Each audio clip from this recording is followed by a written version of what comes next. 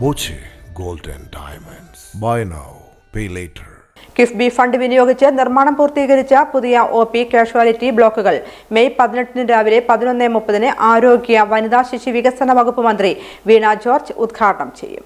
ഒറ്റപ്പാലത്തെയും സമീപ പ്രദേശങ്ങളിലെയും ജനങ്ങൾക്ക് മെച്ചപ്പെട്ട ചികിത്സാ സൗകര്യം നൽകാൻ ഒറ്റപ്പാലം താലൂക്ക് ആശുപത്രിയുടെ മുഖച്ഛായ മാറുന്നു. 11.36 കോടി രൂപ കിഫ്ബി ഫണ്ട് വിനിയോഗിച്ച് നിർമ്മാണം പൂർത്തീകരിച്ച പുതിയ ഒ.പി. കാഷ്വാലിറ്റി ബ്ലോക്കുകൾ മെയ് 18 രാവിലെ 11:30 കേരള ആരോഗ്യ വനിതാ ശിശു വികസന വകുപ്പ് മന്ത്രി വീണ ജോർജ് ഉദ്ഘാടനം ചെയ്യും.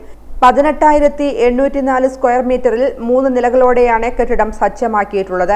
ഒ.പി. കാഷ്വാലിറ്റി ആൻഡ് ഡയഗ്നോസ്റ്റിക് കെട്ടിടം, ലാബ്, ECG, ഒ.പി. കാഷ്വാലിറ്റി സൗകര്യങ്ങൾ എന്നിവയാണ് പുതിയ കെട്ടിടത്തിലേക്ക് മാറുന്നത്. ഉദ്ഘാടനത്തിന്റെ വിജയത്തിനായി ഒറ്റപ്പാലം നഗരസഭാ അധ്യക്ഷ കെ ജാനകി ദേവി ചെയർപേഴ്സണായും DMO KR വിദ്യ കൺവീനറുമായ SOI അംഗ സംഘാടക സമിതി രൂപീകരണം കഴിഞ്ഞ ദിവസം നടന്നിരുന്നു.